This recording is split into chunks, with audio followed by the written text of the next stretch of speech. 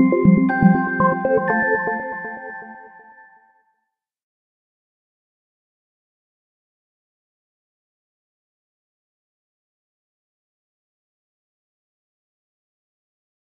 third presenter is Alfred Spencer.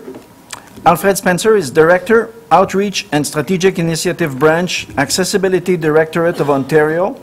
As Director, he is responsible for educating Ontarians about the advantages of inclusion and developing a network of strategic partnership that helps Ontario organizations become accessible by 2025. He has overseen the implementation of over 50 community projects related to creating awareness of accessibility issues, including programs for early childhood educators, elementary school teachers, and post-secondary students and professionals. His approach to community development has touched all aspects of social inclusion, from places of faith to workplace and sporting events. Mesdames et messieurs, I give you Alfred Spencer. Thank you very much. First of all, I'm a little humbled to be here with Victoria and Albert Museum and the Mickey Mouse Foundation, because I can tell you at the Pan Am Parapan Games, we're still hoping the paint will be dry in 2015, so we have a long way to go to be in such company. I want to set a little context of why AODA and why Pan Am Parapan Games and why they have to sit together. The first is that the accessibility legislation in Ontario is based on 4 principles of inclusion, those being dignity, respect, integration, and equality. And I think over the last 2 days and continuing into tomorrow, we've heard a lot about that. We've heard a lot of people say that they're experiencing it a good way, and there are a lot of people telling us that they're missing it in certain areas. The legislation itself has some real uniquenesses, and the first is that if you're a business with more than 1 employee, you must train your employees on accessibility. So you have to have a vision of some 13 million people in a province receiving training. And I say that because we're even training in schools. There's curriculum developed for kids in schools about accessibility, because we're taking the position of, if we're going to have an accessible Ontario by 2025, it is the kids that are in the classrooms of today that will be the leaders of tomorrow, and that's why we have that training. Also, if you're a business with more than 20 employees, you must report your progress on accessibility, and you also, if you're a business of over 50 people, you have to have a plan for accessibility and how you're going to integrate accessibility into your business. So we're seeing a lot of progress. And finally, I want to talk a little bit about the Premier's promise. As we went through the development of the standards, it became pretty evident that business and government were really imposing on persons with disabilities. So the Premier of the day asked that all committees be at least 50% representative persons with disabilities. And I believe that it was that decision that really started us on a path of progress. In the legislation now, there is a requirement that you must consult with persons with disabilities, and in fact, the funding for the Pan Am Parapan Games insisted that there be a committee on diversity and inclusion, and it includes persons with disabilities as well as persons of color, sexual orientation, etc., etc. But I want to talk about when I got involved and where we were with the word accessibility. When I read the Pan Am Parapan submission for our bid, the word accessibility referred to the cost of tickets and the want to make tickets accessible by being lower priced. So it was sort of at that day I sort of said, oh, I've got a little bit of a challenge ahead of me if we're going to move forward. So we've talked about the benefits for tourism, and I've got some numbers up here, but I think the it was this that really sold the Pan Am Parapan Games to the community. What was really going to be the legacy after the games went? Were we going to make any money? Where there was, you know, and one of the legacy pieces, of course, is that we're hoping that the tourists that come and the people that see us through television, media, etc., will in fact look to Toronto and Southern Ontario for a place of tourism.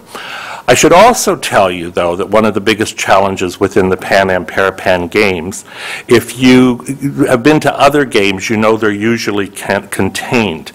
The Pan Am Parapan Games in Ontario are 200 kilometers, the locations in the west to the east of Ontario, 200 kilometers. So you can imagine the challenges of transportation, of, you know, you can't plan to be at an equestrian event in the morning and a soccer game in the afternoon because of the distances, et cetera, et cetera. So there's many, many things we have to overcome. And now to talk a little bit about the Pan Am Games.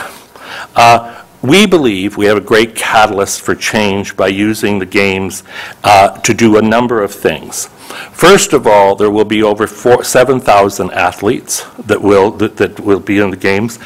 There will be 20,000 volunteers, and there will be visitors from over 40 countries. And I'm going to get into the 40 countries in a second.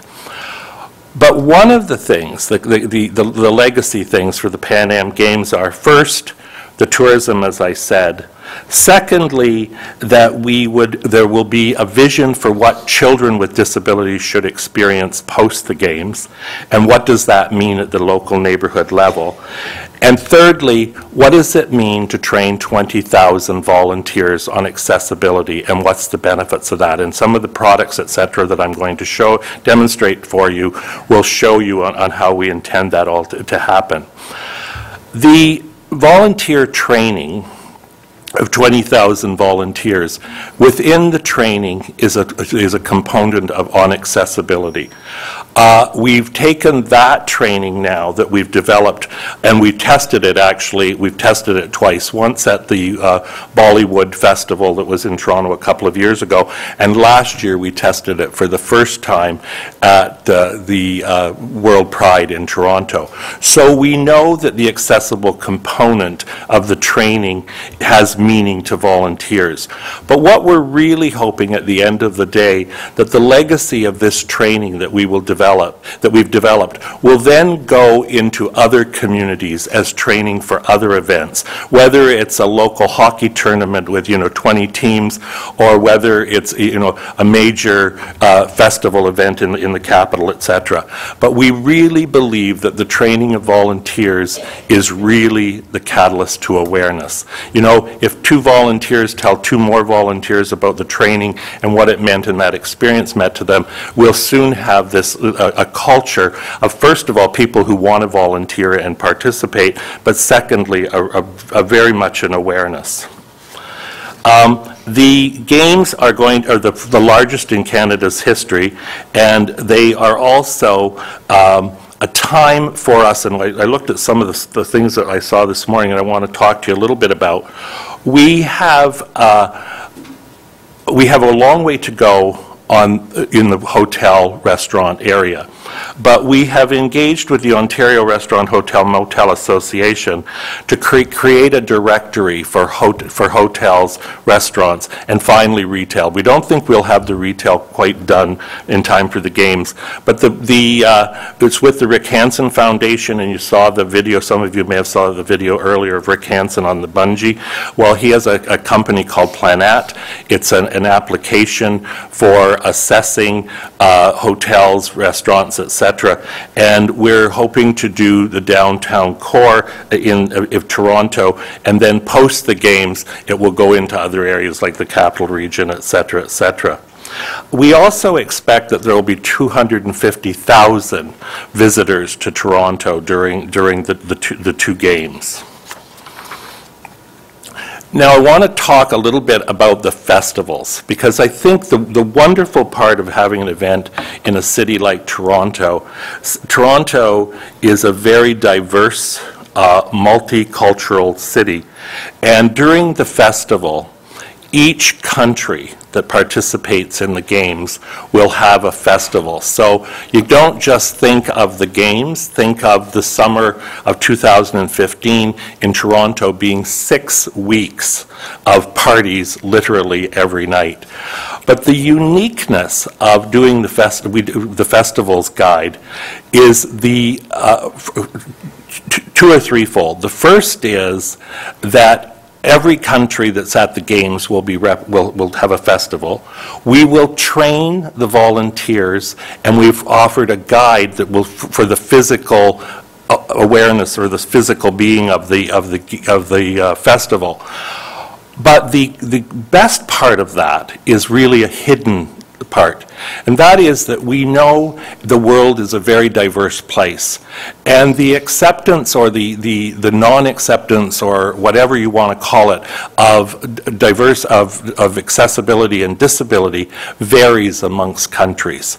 So we're really using it as an opportunity to have a discussion of what it means in your culture to live in a province like Ontario or a country of Canada, and what does it mean for persons who are aging, disabilities, etc., etc. The neat part of this guide, though, I want to share with you, we do every summer hire summer students to go all over the province and have, you know, the Onion Festival, the Tulip Festival, whatever, and we set up a booth and we talk about accessibility. Well, it was the students who actually said to us, we need something for festivals, because we can tell you they vary. They vary from absolutely no accessibility to some that have really, really thought it through. So post the games, and this is back to the legacy, we hope to have this in every community. Every municipality has been provided the document. Every organization like Rotary Club, Optimus, Kinsman, whatever, have all, because they're usually the catalyst for festivals in neighborhoods, are also getting the guide so that they can use it in their communities post the games.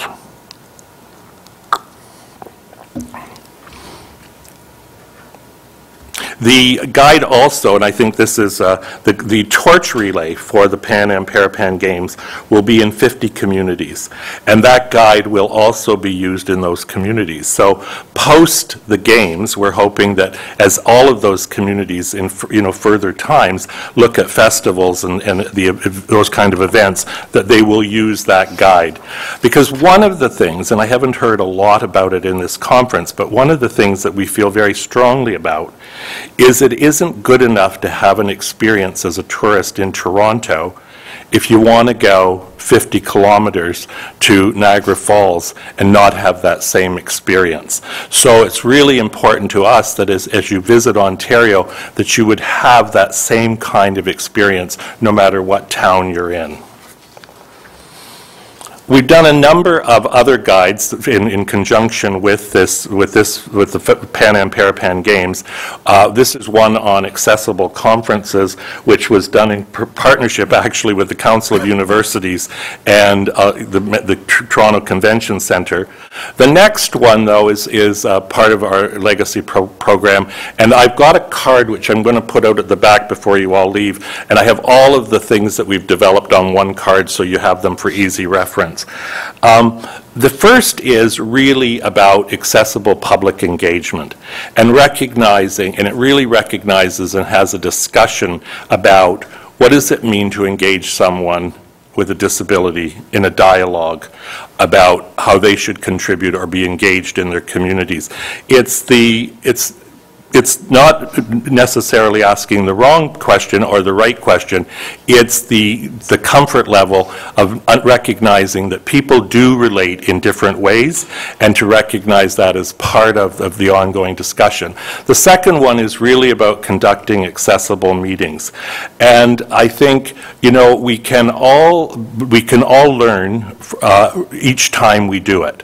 I can tell you that I've seen things in this conference that I've thought, whoa, they missed the mark. But I also know that I've held events and I've missed the mark. So it's this kind of guide that really helps us to all learn that experience and to learn from that experience, because no one comes from the wrong place. Right?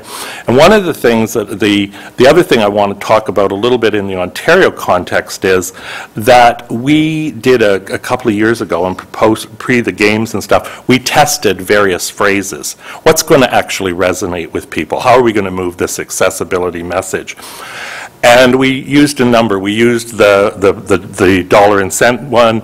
We used some that were very familiar, some that were a little more aloof or obtuse. But there was one called accessibility, it's the right thing to do. Over 70% of respondents, and this was 1,000 phone calls, 27 focus groups, over 70% of people in Ontario businesses chose that as the phrase. So it said to us as we were developing the games and as we were moving the accessibility agenda in Ontario, it said to us, this is the time to move, because people really believe it's the right thing to do. And as all of us are in this conference over these next 3 days, I think it's the one thing we need to take away, that people really believe what we're doing is in fact the right thing to do. I want to talk a little, just in ending, because I've run out of time, I'm really sorry. I want to talk a little bit more though about another project, and that is back to the discussion of what happens post the games in other communities. Toronto will be accessible. There's no doubt about it, and Toronto will attract tourism. But if you're a taxpayer in Ontario, what you want to know is, what's in it for me? If I live in Thunder Bay, which is like 1,200 kilometers away from downtown Toronto, and my taxes are going up, I want to know, what do these games do for me?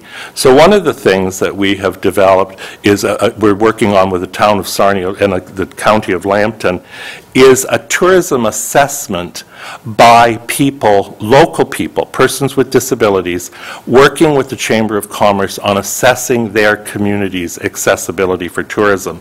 And post that, we will then put it into other communities so that all communities approach the assessment in the same way. And then finally, because this is a conference with a number of academics, I'm going to talk about two things very quickly. One is that we're, through the Ontario Business Improvement Association, we're offering an award on accessibility in the tourism industry. And there are 4 finalists, then the winner will be announced next week, but 2 of the finalists, and I think this is something all of us have to think about in the accessible tourism world, and that is the role and the purpose of service clubs in your community. Because tourism just isn't about getting into a hotel in a big city. It is about going to that little street festival or having a glass of wine, you know, at a art in the park. And 2 of the nominees are service clubs. So I think as we move forward with this discussion of tourism, we cannot forget the importance of the citizens in our communities and the role they play in making our communities vibrant and tourist attractive. And then finally, I want to talk about one that in your introduction you talked about my interest in community development. Well, last week I saw an application that's been developed at OCAD University in Toronto, and it's called AXMAX, designed by 2 students at OCAD. It is a perfect example to me of social inclusion. 2 students come up with an idea. They are now going into neighborhoods, and that's where it has to start. They're going into neighborhoods with an app, which university students love apps. They're going in, they're doing assessments. But the beauty of it is, it's not just being assessed by kids with disabilities. It's also being addressed by their friends, their colleagues. So think of the power of that app as those kids have the discussion about accessibility using an app, and so that they have an understanding. It's something they'll carry with them the rest of their lives. And then the third piece of that triangle of cultural inclusion is the fact that the businesses that are being assessed will be being assessed in a very informal, friendly way so that they can learn in a non-threatening way. Because in the government way, I mean, we're going to fine and, penalize you. But if you hear it in your neighborhood from kids in the neighborhood, I think we'll see great progress. Thank you very much. Thank you, Mr. Spencer. Any question from the floor? Madame?